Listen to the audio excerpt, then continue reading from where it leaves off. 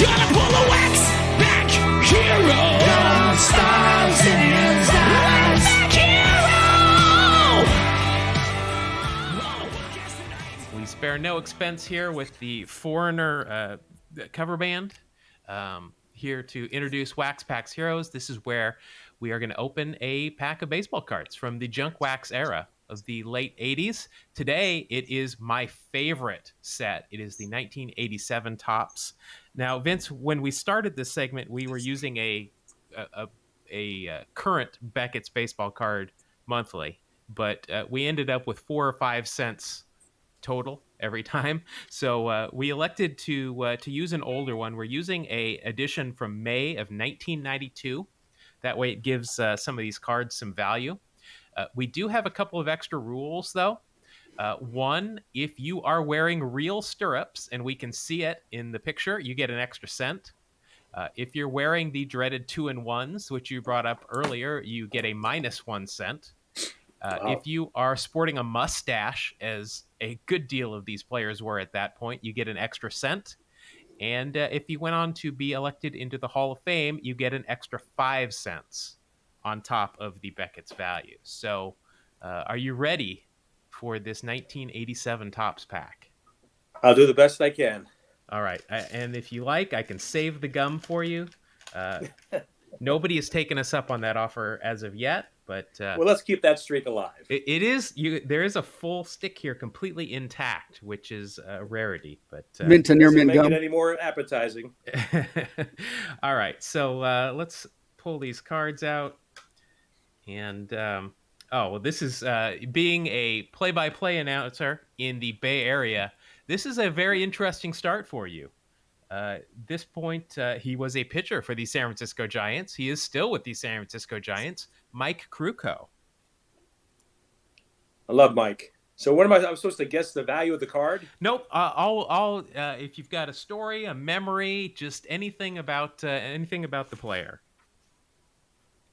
Well, I mean, I barely. I know Mike pitched in the big leagues for a long time, and I was with the Cubs and the Giants, and had some great moments. My memories, of course, are with Mike with what he does now. Which there's really nobody better. He is phenomenal doing what he does as a analyst for the Giants on television. He's a wonderful guy, very good to talk to. Unfortunate what he's dealing with a muscular condition that he has, which makes it difficult for him to get around and almost impossible to travel. What I like about Mike is his unbridled enthusiasm about his, as a fan of that team. If you're a fan of that team, that's what you want. And this last spring training, Mike was, raving about, all the things that are happening in a positive way for the Giants. And I'm thinking, okay, I don't see it quite the way you do, but you have first of all, you have a different lens because you're a player, a lens that I'll never have, but you also have this unbridled enthusiasm lens. I think that might have gotten the best of him because we know that, that year didn't go well for them, but it never stops Mike from trying to find positive things and try to be as uplifting as he can if you're a fan of the Giants. And I like Mike a great deal. They actually called a PlayStation MLB the show game the other day. I was watching them. He was enthusiastic for that as well. Unfortunately, that card is not worth anything in Beckett, but he is sporting some real stirrups, so you are on the board with 1 cent there for that. Next, good to know. Next, we've got. I'm just going to give you this clue. Mr. Nancy Lopez. Oh, Ray Knight. There you go, Ray Knight with the New York Mets at this point. Yep. Isn't Ray Knight the one that scored? He scores the winning run, right? With the ball goes through Buckner's legs.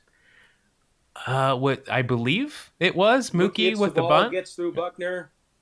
Here comes Knight to score, and the Mets win. I believe you are 100% correct. Yeah. And I don't know Ray. I mean, I've crossed paths with him. I think back more in the Cincinnati days than since he's gone on when he was doing stuff for the Nationals. I don't have a whole lot for you on Ray Knight. Just he was one of those guys, hard-nosed player, playing third base at that position. Right. I mean, he was sometimes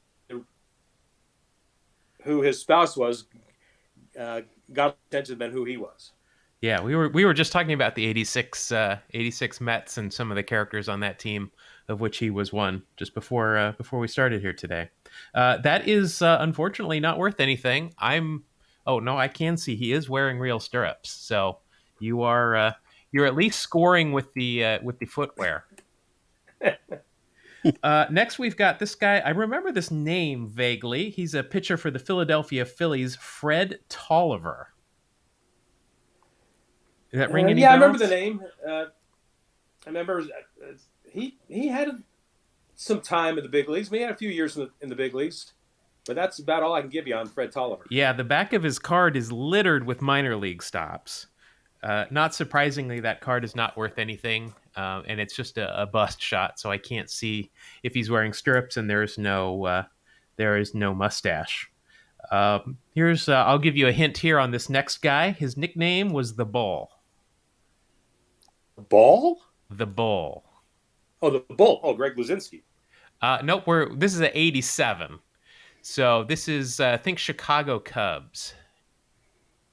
Oh, Leon Durham. There you go. Yep, there you Leon go. Durham. So that card Yeah, is. go ahead. He's a little bit like Bill Buckner, where he had the ball go through him when he was with the he was with the Padres, or when he was playing the Padres against the Cubs in '84. That is 100% correct. Again just talking about that on a show like 3 weeks ago. This is one of my favorite cards of Leon. He is definitely wearing real stirrups, and he has got that goatee, which definitely counts. He's also got those science teacher glasses on that take up about half of his face, which I'm contemplating making that worth a cent sometime in the near future. But yep. Leon Durham. So that's 2 cents there. So your total is now 4 cents. And the next card, I remember listening to Vin Scully say his name, Greg Brock with the Los Angeles Dodgers. Great. He was one of great minor league stories, because when I was in the minor leagues, he was in Albuquerque with Mike Marshall. I think he had 43 home runs one year for them at AAA. This was, back then when the Dodgers were churning out rookies of the year and churning out all these big time prospects, and especially a guy, with some power. This guy was going to be a cornerstone for them for years, late 80s into the early 90s. Didn't really turn out that way, but I certainly remember, I remember the stories about Brock at AAA with what he did. Then what were called the Albuquerque Dukes, and the longtime Dodger affiliate. Yes, so according to the back of the card, Greg once earned himself the free use of a car for a year by recording a hole-in-one on the golf course. So wow, that doesn't sound like it helped the baseball career. No, nope. And unfortunately, that card is not going to get you anything. It's not worth anything in Beckett, and no facial hair or stirrups visible. Next guy is, I've not heard of this guy. He's a lefty for the St. Louis Cardinals, Pat Perry. Spell the last name. Perry.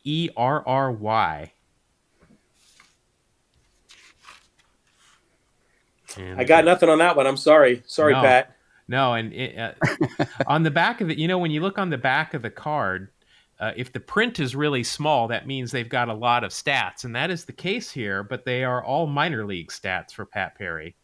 But he enjoys playing ping pong in his spare time, if that's any consolation. But that card is not worth anything there for Mr. Perry. Next, we've got the pitcher for the Boston Red Sox, Joe Sambito. Oh, I know Joe. I know Joe very well. Joe was an Astro for a number of years before I got there. He was part of the great 80s teams as a left-handed reliever, and he eventually became an agent. He's a player agent, has been for years. He was with a group out of Houston, the Hendricks brothers. I don't know if you remember Randy and Alan Hendricks from 80s and 90s. These guys had a lot of the mega stars guys. They had Clemens at one time. They had Greg Swindell and a bunch of other players. I think they might have Doug Drabeck at the time too. That big agency that eventually in the early 90s, I think they sold and disbanded. But I would see Joe quite a bit at the Astrodome over the years, on the field, either doing things representing the team as a player, or certainly doing this thing as a player agent. Joe's got great hair too. He's got a lot of hair, which for a guy like me, of course, is something I don't have a lot of, and I always root for. Compare his hair to Dallas Braden's hair. Well, Dallas doesn't have a lot either. I mean, I know Dallas has that, he's got volume where he has space, it. But it's really kind of a cover because there's not a whole lot on top. There's a whole lot on the sides, and he's got that, Marx Brothers look there a little bit. But don't let him fool you. Don't let him fool you with that big beard either. There's not a lot. If only there was a way to comb over from the beard. Yeah. That Trust me, I tried. All right, next we got Chicago White Sox Tim Hewlett. I know the name. Can't tell you how I was like. He's a middle infielder, I think, for them. Let's see. Yep, he's listed as a second and third baseman. Yeah, there you go. Is it Hulett? Hulett. Attended the University of South Florida. Oh wow! Did not know that. Yeah, so that's he will get you a cent there. He does have real stirrups on. I was gonna guess the stirrups when you said White Sox. We had when we had Amari Gonzalez on a little while ago. He told a great story of his favorite player, Minnie Minoso, who was probably 50 at the time the White Sox were wearing the shorts. And Minnie was embarrassed to wear those because he thought he had ugly knees, and the ladies wouldn't like that. Boy, that was a bad year. That was a rough year. Yeah. This guy, we've had quite a bit of his cards. Pitcher for the Cincinnati Reds, Ted Power. Yeah. Hard throwing right-hander, reliever. Yeah, unfortunately, that he's got a good head of hair there too. But unfortunately, he's got that perm, doesn't he? Got perm going on? Yeah. He certainly does. Unfortunately, though, I can't see if he is wearing real stirrups. I'm assuming most people in '87 were, but I got to see it. And no mustache for Ted. But playing for the Reds, I would think he might have. Next, we have got another giant, another left-hander, Terry Mulholland. Oh, man. Best pickoff move in baseball. Hey, I have gone over that same exact thing, Vince. I never saw anybody with a move like Terry Mulholland. Now, Terry Mulholland I saw at AA in Shreveport, Louisiana, with the Shreveport Captains when he was a starter then, and I was with El Paso. And then when he's with the Phoenix Club, the Phoenix Giants, or the Phoenix Firebirds. And then, of course, I saw him quite a bit in the big leagues when I was with Houston and he was with the Giants. So, just an unbelievable you just can't recognize the move at all. It was the best one I've ever seen. Almost impossible to run on. According to Topps, Terry also works as a gas station attendant during the off season. I think he probably outgrew that. He probably did. But now, good news for you here is this is his rookie card. So, while you're not going to be able to retire on it, it is worth 10 cents, and he is wearing stirrups as well. So that ends up being an 11-cent card for you to bring your total up to 16 cents. That bumped up the average. I like that. Yeah, that did. Now, here is a guy. This is Mark will enjoy this. And speaking of Amari, who we talked to earlier, he's worked with this gentleman who Mark works right next to, actually, in Seattle, Julio Cruz. Okay, the Cruiser. Julio Cruz, great. Was he a second baseman for them? Yep. He's definitely the Mariners. Real speedy. Again, doing what I do and developing relationships.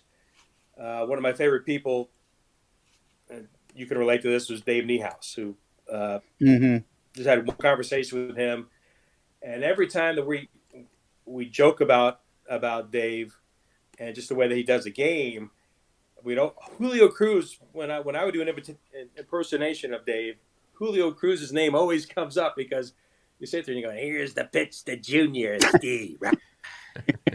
Come see Julio Cruz at Schooler at the Tech Mall." Julio always seemed to make make on our air maybe 3 or 4 times a year. So he lives on in the Bay Area. You'll be happy to know, Mark. Yeah, that's good news. Unfortunately, that card is not worth anything. He's wearing those great Sox uniforms, though, with the stripes, but nothing there. Now, I hate to tell you here, you got a dreaded manager card because these are never worth anything. But this is from the Montreal Expos, and it's got his proper name. If you ask me who Bob Rogers was, I would have no idea. But if you ask me who Buck Rogers was, I would know exactly who you're talking about.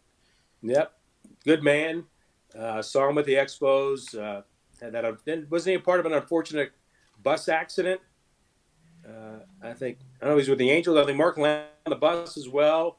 Bus driver fell something. It could have been worse. Yeah, Buck was on. I do remember that. As well.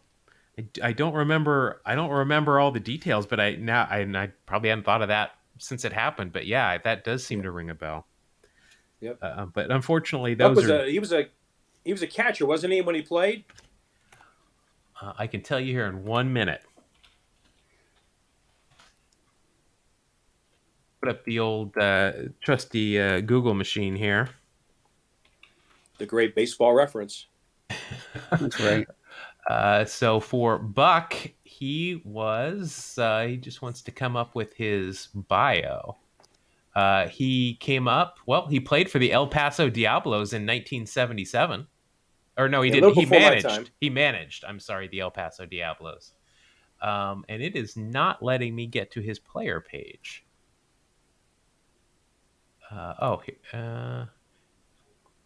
Here it is. Nope, this is again his. It's making me work for it. With the Angels, he was a catcher, correct, and apparently appeared in left field at some point during 1967. There you go. And was second runner-up as a rookie in 1962 as the Rookie of the Year. There you have it. Yeah.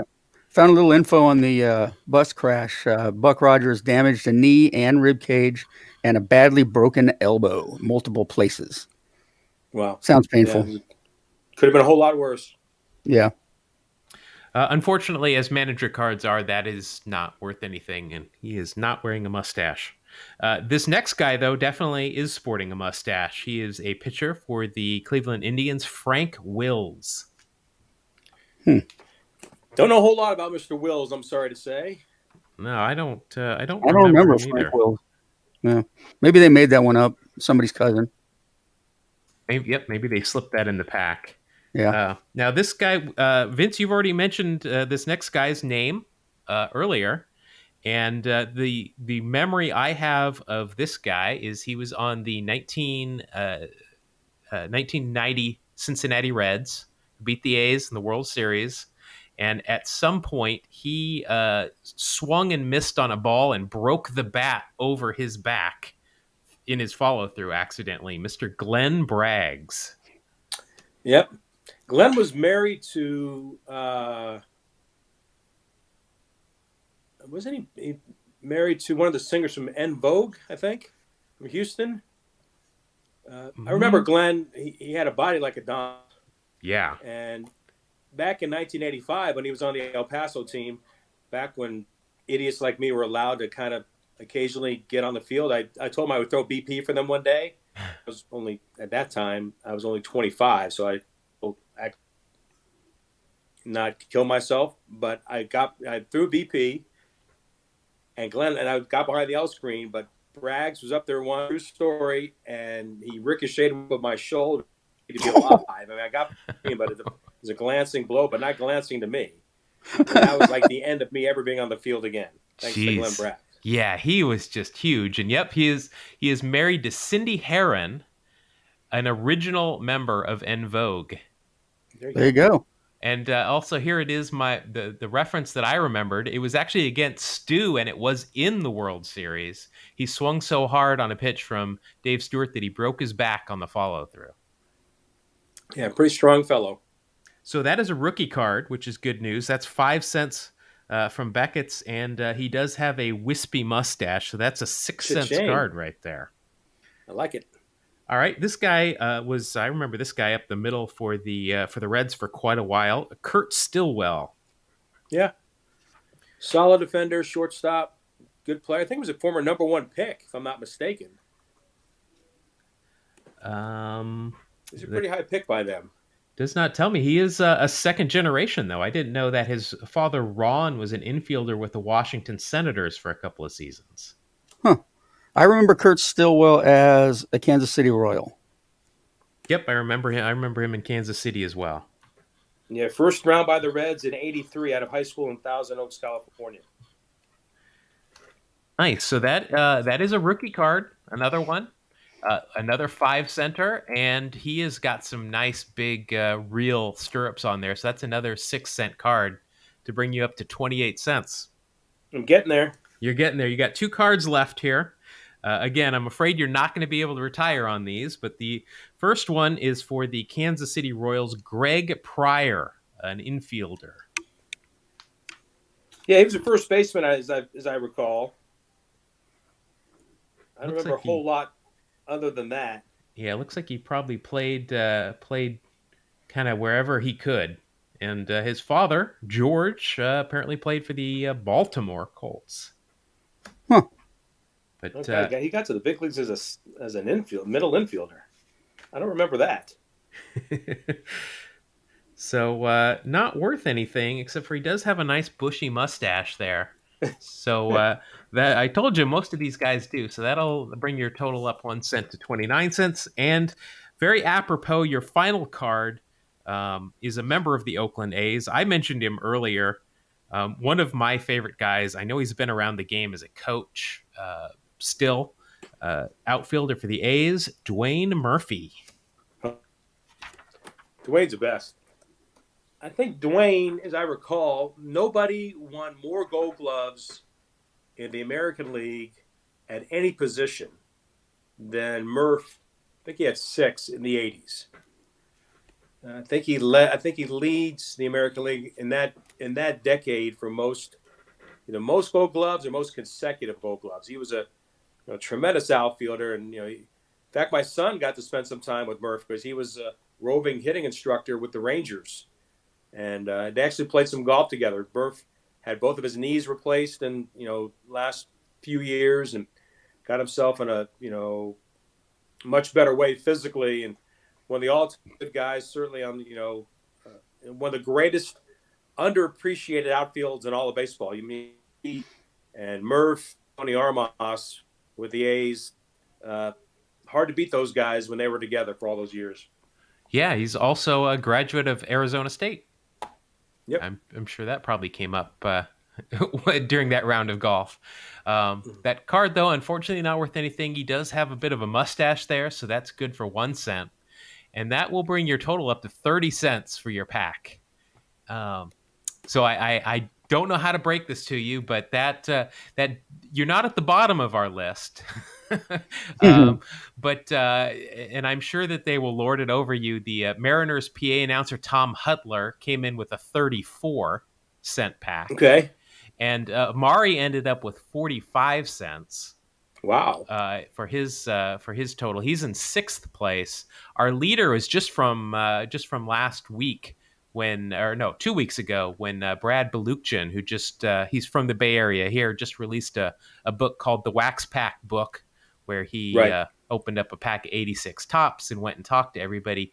He brought his own pack of 86 tops and ended up with $1.08 Very nice. To top our board. But there you go, 30 cents. I can stick this in the mail if you like, or we donate all these cards to Cards for Kids if you don't want your 30 cents. Well, Vince, thank you so much for joining us. We've really had a great time talking to you and getting to hear some of your stories and getting to talk about some baseball cards. Well, I appreciate the invitation. Welcome to do it anytime. Appreciate talking to you guys. Hopefully, be safe wherever you are. Mark, hopefully we can get back together again sometime soon. Hopefully we can see you in person sometime in the very near future at an actual live baseball game. Fingers are crossed. Do you want to hand out a Twitter handle or anywhere that people can find you? Or yeah, I'm on Twitter. I'm at Vince Baseball. So that's where they can find any of my comments or rants or whatever happens to be popping in my head that day. I'll throw that in the show notes as well. But Vince, thank you very much, and we really enjoyed it. Thank you, guys. Thanks, Vince.